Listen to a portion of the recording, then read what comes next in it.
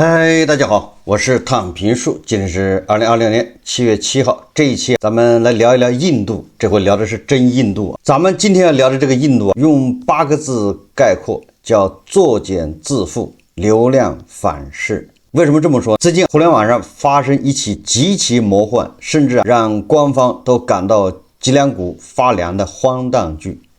事情的起因很簡單，是中印两國關係最近在宏觀層面上有所回暖的跡象，兩國駐外外交官們開始按照上面的政治意圖去推動一些人員往來和簽證便利化措施，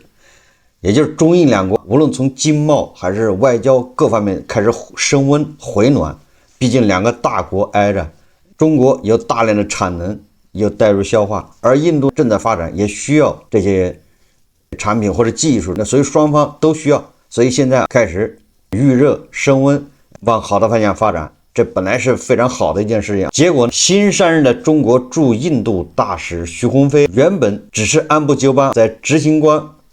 官方向世界展示開放大國的棋局，但做夢也沒想到自己一夜之間成了中國民族主義網民口中的汉奸和賣國賊。大家可以去看這個徐鴻飛大使的評論區各種污言碎語，說他給印度阿三下跪，出賣中國資源，引狼入室，嚇得中國駐印度大使館連夜在官網和澎湃新聞上以特約撰稿人辛平的名義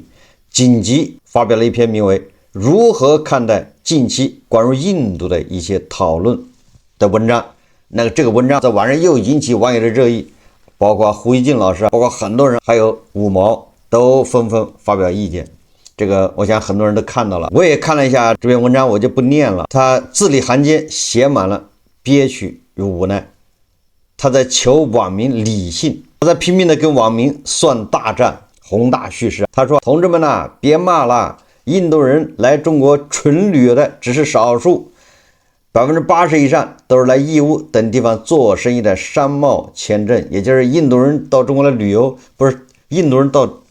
全世界各地旅遊。我們中文互聯網上看到的，那大家也知道，我們能看到什麼是因為別人讓我們看什麼。那別人讓我們看到什麼，或者說大家記住了，我們在網上，尤其國內能很輕易的看到，那就是三哥在占領了各個國家的水池子，在那兒洗澡、洗頭，甚至在裡面小便、大便，各種不講衛生，各種的格格不入。總之這些人都別人讓我們看見了，我們看了這個之後就覺得三哥是特別髒。結果三哥大量的來中國，所以中国的網民不高興了，等等，這只是一方面，還有其他的。所以官方說印度人咱們便利化的這種簽證是實際上印度人來我們這是到義烏去進口商品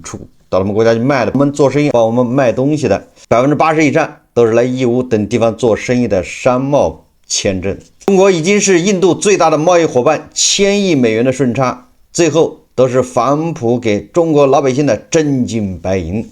你們這不叫愛國，你們這叫排外民粹，破壞了大國的戰略格局。那這就是官方在網上說如何看待这個關於印度的一些討論。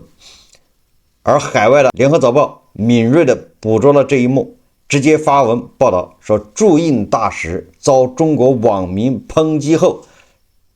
中國使館官網刊文呼籲理性。這個是中國駐印度使館的官網出來發文，要網民理性看待。所以看到這一幕，我不禁啞然失笑，這真是一出教科書級別的，叫當代現實報，叫回旋鏢。長期以來，官方通過壟斷教育和媒體宣傳，系統性的向牛馬韭菜灌輸極端的仇恨教育和反制邏輯。他們把網民把牛馬韭菜训成了見人就咬的戰狼，結果今天官方自己需要和世界微微握個手服個軟，做點生意的時候，戰狼不聽指揮了，轉過頭來把主人給咬得鮮血淋漓，開始衝着主人叫了，這就叫流量反噬。從戰狼到瘋狼的魔幻現實，這個狗它不僅可以雕盤瘋了，它也可以咬人，咬主人。所以今天咱們就借着網上關於印度的風波大討論，來徹底的分析一下咱們長期的這種仇恨教育是如何把這片土地變成現代文明的荒漠，也是如何讓官方陷入自己親手挖掘的民族主義大坑之中的，自己給自己挖坑。所以我們不能不聊一聊这個媒體雕盤俠的拙劣表演。宏大敘事能餵飽肚子嗎？首先我們來看一看官方和他們豢養的這些文人們，這些所謂的媒體，實際上他們都是宣傳員。胡锡進老師在這場風波裡表現的有多麼的滑稽和無能，也就是說，當遇到這些民族主義这些蟑螂，官方媒體也顯得無能為力。胡锡進老師也得退避三舍，好言相勸。澎湃新聞和中使館發的那篇如何看待近期關於印度的一些討論，水平非常低劣，可以說很一般，不能滿足也說服不了那些網上的蟑螂小粉紅。作者辛平為了安撫網民，居然把唐朝的玄奘西行、民國的泰戈爾訪華，甚至抗日戰爭時期印度一個大夫到中國來援華都給搬了出來，試圖用這些歷史溫情來證明中印關係基本面是好的。你說這不可笑嗎？當你需要煽動仇恨的時候，中印邊境衝突，加勒萬河谷傷亡，拿大狼牙棒子上面裹上這個鐵釘，這種把這小規模的這種摩擦衝突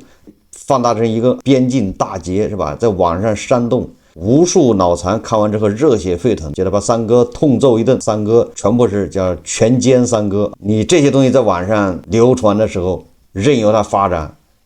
你這是在幹什麼？現在居然讓人回憶一下，玄奘曾經去過西藏去過印度，泰戈爾也訪華，促進雙方的交流。印度人在官媒的渲染之下，早就成了劣等民族，摩托車杂技团。现在需要做生意了，需要全球南方要抱团對抗美國，這個時候就逼着網民這小粉紅五毛蟑螂去看玄奘和泰戈爾，你說這他能接受得了嗎？蟑螂小粉紅他認為這個佛教就是中國的，這個佛教文化這很多東西都來自於印度，他們根本不承認的，來自古印度這個很多的文化系來說那是錯誤的，文化文明都是咱們這兒原創的，這不是去年正火嗎？這種反制在網上流傳，是不是？他們根本就不承認什麼，現在很多人也不承認了，說這個佛教是印度的，他認為佛教是尼泊爾的，那是古印度，跟現在印度沒關係。所以這種割裂，也就是說你需要的時候你這麼宣傳，現在反噬了，回旋镖來了，对吧？這是典型的叫機會主義和實用主義，把地緣政治的殘酷博弈裁剪成2000年的中印友好，連官方自己豢養的五毛網民小粉紅蟑螂都騙不過去，就他們智商這麼低，你都騙不了他，怎麼弄？更有意思的是，中國輿論場的雕盤大師胡锡進老師，那他就更有意思了。老胡連忙在7月4日深夜急急忙忙地發了一條微博長文，他這個長文就一個邏輯，核心邏輯就是5個字：向人民幣低頭，要賺錢，其他的不要再糾纏了。老胡怎麼說的呢？他說中國人大多不喜歡印度，我也知道大家沒有理由欣賞它。那這個是怎麼形成的？因為中國絕大部分人沒有去過印度，那中國人為什麼會有這個印象呢？為什麼不喜歡印度呢？那還不是官方天天給你灌輸這些嗎？實際上連我都有，因為我也沒去過印度，所以我的腦子裡面，我以前做節目直播節目裡我都說過，那你一提到印度，我腦子裡出來的就是恒河水，脏，那些人在恒河水裡喝那個水，在那洗澡，女的他們在河邊焚燒這個屍體，他們拿手抓吃的是吧？坐在地上那個飯往地上一扣，印度亂七八糟這些東西，那都是誰給我們渲染的？我們接觸不到別的東西，那我們只接觸到這東西。那個印度的火車上面人擠人，是火車頂上都坐滿了人，印度是吧？各種各樣的，多多少少我們都會受影響。一提到印度，我们觉得印度的地方太差勁了，很可怕。誰宣傳的？實際上一樣。如果我們不在網上不去拿梯子，那我們現在就認為美國還是在水深火熱之中。你去看晚上7點的那節目，你再看什麼斬殺線，老 A 在晚上火，对不对？这種如果你没有梯子，没有这很多自媒体不厌其烦的在宣傳，他們是不會看到西方這些先進文明的一面，他只會看到這個斬殺線，什麼美國有多少人吃不上飯，1/3的人處在飢餓狀態，英國多少人挨餓，那不都是這樣嗎？就片面選擇性的去報道，那連美國都能這樣，那你說印度它能好得了嗎？所以胡錫進說中國人大多不喜歡印度，那就你要訪問一下，我們從來沒去過，我們99.99%人跟印度人根本就沒有打過交道，沒有看見過印度人，為什麼就不喜歡印度呢？是這個不喜歡甚至討厭是怎麼來的？你不去反省一下？胡錫進還說我也知道大家沒有理由欣賞他，那這胡錫進你看問題就在這兒，中國人大多不喜歡印度，這是他的結論。那這是一個現狀，這個現狀怎麼形成呢？原因就在胡錫進的下一句話，叫我也知道大家沒理由欣賞他，因為你把印度描繪的是那麼黑暗，是吧？伸手不見五指，所以大家有什麼理由去欣賞他呢？這問題出在哪兒？胡錫進下面說，他說但咱們都和他保持正常關係，這麼差的國家，你跟他保持正常關係幹啥？五毛這個湛藍粉紅他就訪問呢，那這麼垃圾的國家，這麼差，這麼窮，隨地大小便，完了這個什麼水都喝，手擦完屁股就開始，你說這玩意你跟他保持正常關係有啥好處？為啥我們應該跟大俄保持關係，跟朗子對不對？這麼好的國家你不跟他交往？還有朝鮮，這些都是正義聯盟的。胡錫進老師說，因為跟印度交往有3大好處：第一，印度貿易額巨大，中國對印度有上千億美元的順差，老胡大聲疾呼，如此大的順差都是中國社會實實在在的好處。第二，印度人來中國是來送錢的，能出國旅遊的都是精英印度人，素質還可以，別跟錢過不去。第三，美國想利用印度遏制中國，如果中印對抗，美國做夢都會樂醒，所以咱們不能讓美國漁翁得利。你看這個就需要印度的時候開始說印度好了，所以說你看，而且是叫實用主義，跟印度好是因為能從印度賺錢，你可以把印度當槍使。所以你看胡錫進這個嘴臉，包括官方澎湃新聞這些嘴臉，就典型的中式宏大敘事，在他們的眼裡沒有對出入境管理的法治探討，沒有對底層民生治安治理的真正的關切，只有冷冰冰的戰略棋局、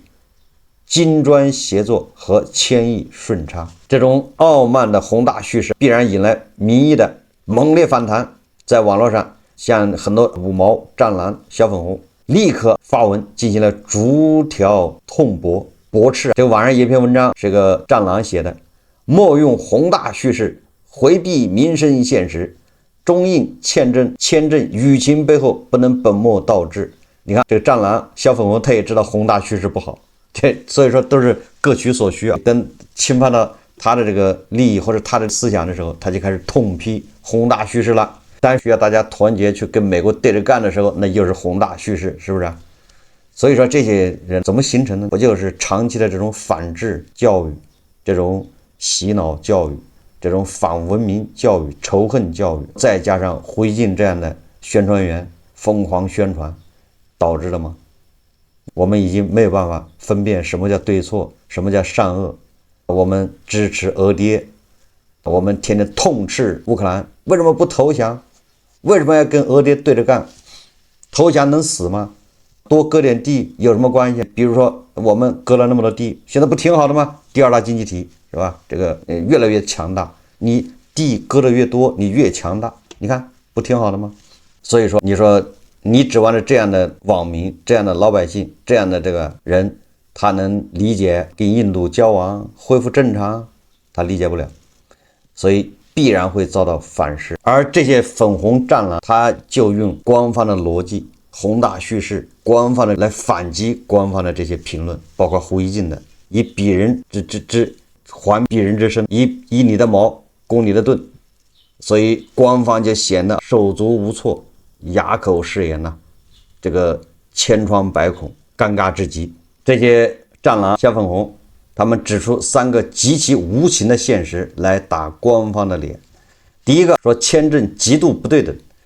中國這邊對印度敞開大門，每年發幾十萬簽證，而印度長期單方面凍結中國公民的商務簽和旅遊簽，對華搞長達數年的嚴格審查，國際關係最講究基礎的對等原則，官方卻要求中國民眾大度包容，這算哪門子的大國自信？第二個，底層的治理成本，跨境貿易賺到的千億順差紅利全部分配給了外貿資本家和體制內，而大量短期入境印度人在基層產生的非法滯留，違規務工、黑工扎堆，擠占租房和公共醫療資源的代價，全由城市最底層的普通老百姓來買單。第三個，典型的因果顛倒，官方指責是自媒體炒作印度人的劣跡，把黑鍋甩到自媒体头上了，消费愛國情懷，但老百姓不瞎，是因為基层执法缺位，黑工亂象常態化，沒人管，最後個案爆發才形成了民怨。官方不反思自己的出入境漏洞，反而捂住嘴巴發口罩，指責網民不理智。这是网上一个湛藍小粉紅这个寫的，反駁官方的。你看這湛藍小粉紅也知道，官方把這黑帽子黑鍋甩到自媒體，都是自媒體長期黑化印度導致的。湛藍小粉紅也看不過去了，這不是自媒體的黑化是吧？是你們自己管理無能。所以你看現在亂套了，開始互相咬了。已經在這場辯論中，官方的傲慢與底層湛藍小粉紅的撕裂暴露無遺。官方還在拿大國格局、泱泱氣度來壓制湛藍小粉紅，卻完全忘記了這個不講理、只講情緒的湛藍小粉紅怪胎，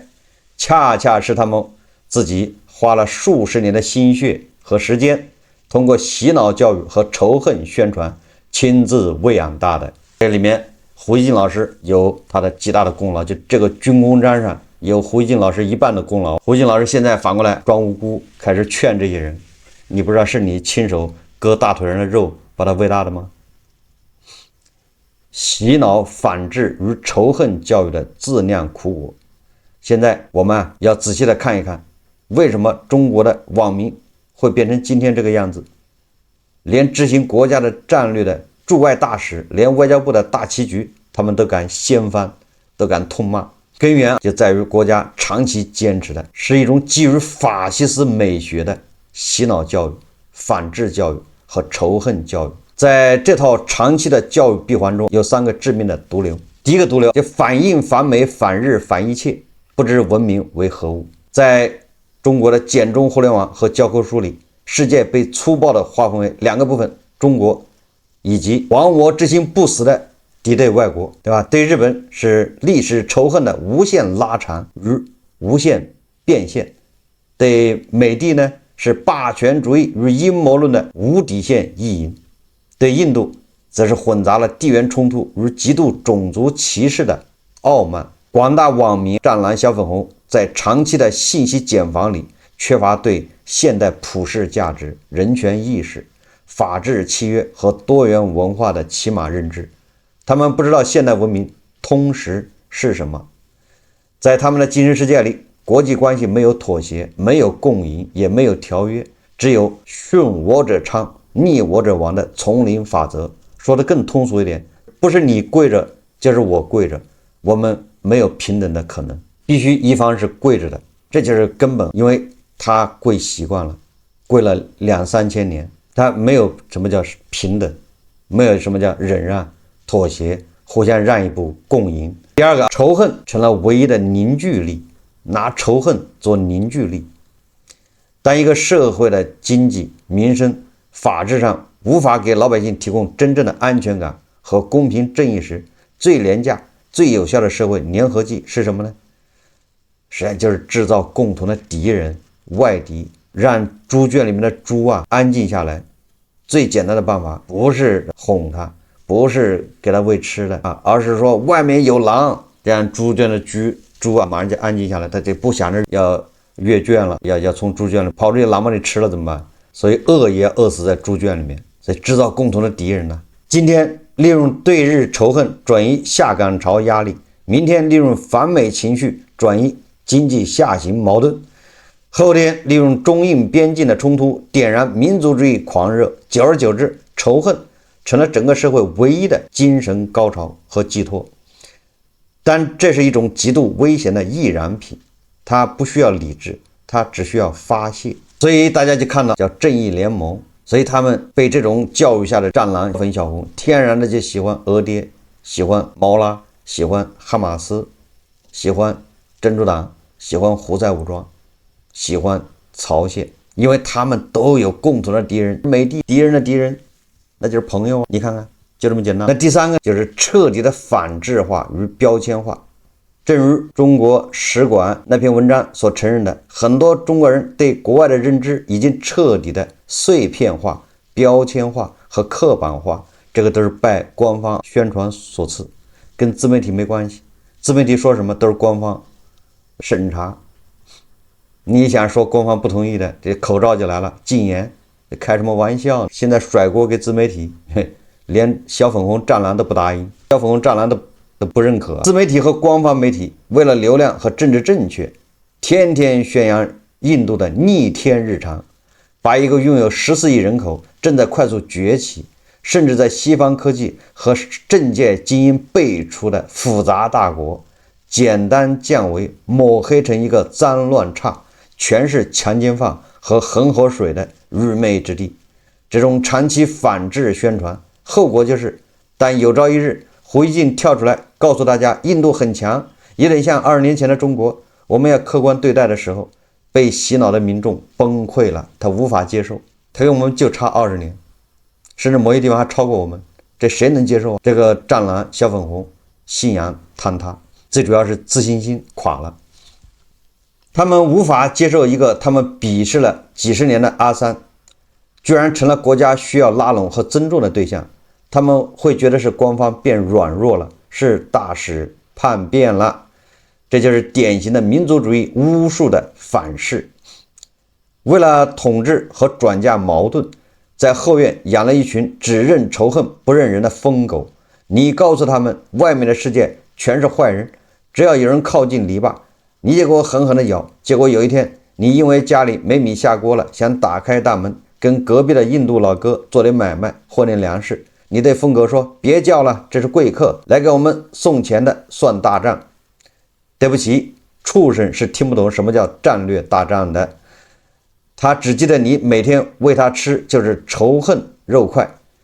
當看到有人進來，而你居然不讓他咬，那他被反制教育燒壞了腦子，唯一的反應就是主人被掏家了，主人變成了叛徒，連主人一起咬。所以中國駐印度大使被噴一點都不冤枉，他也是這個宣傳教育的一部分，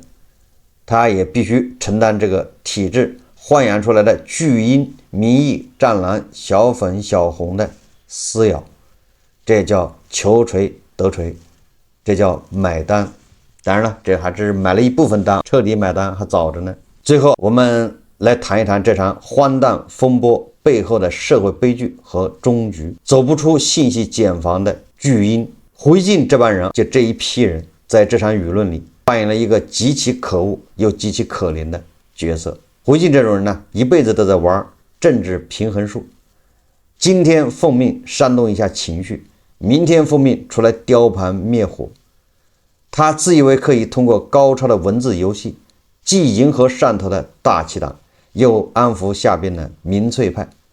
但他和官方都低估了民粹這股洪水的力量。民粹一旦決堤，任何理性的聲音，甚至是奉旨理性的聲音，都會被瞬間沖刷的蕩然無存。都忘了紅衛兵了是嗎？都忘了義和團了是嗎？當這些戰狼小粉小紅們的文章把老百姓的現實焦慮，比如說黑工滯留，本來我們就找不到工作，本來我們就擔心治安不太好了，結果三哥一來搶你的工作，三哥一來租房也會出現各種各樣的問題，他們風俗習慣問題衝突等等。現在網上有很多報道，山東是吧？蘇州有多少印度人？蘇州工業園，還是深圳有多少印度人？他們聚集在那兒上班，搶占了中國工人的崗位。網上很多這樣的文章，還有圖片、視頻，是誰讓這些文章就這麼肆無忌憚的造謠？還不是官方嗎？在這兒說什麼不能說什麼，不都是官方說了算嗎？你稍微說點開智的，立馬給你發口罩，封殺，輕則封殺，重則後果難以預料。所以说，當然这是现實焦慮啊，都找不到工作啊，和愛國情緒結合到一起的時候，那现實焦慮就升華了，就佔據了道德的制高點了。它已經不是我個人有沒有工作的問題了，它已經涉及到國家生存安危了。那這不就顯得他們給他背書了嗎？他就更有這個叫正義性、正當性。那這個聲音你說有多大？誰能擋得住呢？本來我就焦慮，我就賺不到錢，我的按揭貸款，我的房貸還不起，我要失業没工作，我是小粉小紅。這個時候說印度人來搶我工作了，对不對？那你說家仇國恨是吧？個人的焦慮和國家的安危、國家安全結合到一起，所以胡锡進老師喊破了嗓子，千億順差賺錢，還有全球南方合作。那麼在這些戰狼和小粉紅的眼裡，就變成了赤裸裸的資本背叛和特權的傲慢。所以這是一個無法解開的死結。中國如果想要繼續發展，想要在經濟上能夠延緩，能夠延續可持續，它就必須對世界開放，就必須容納包括印度在內的全球商人和遊客，就必須遵守國際交往的底線和基本規則。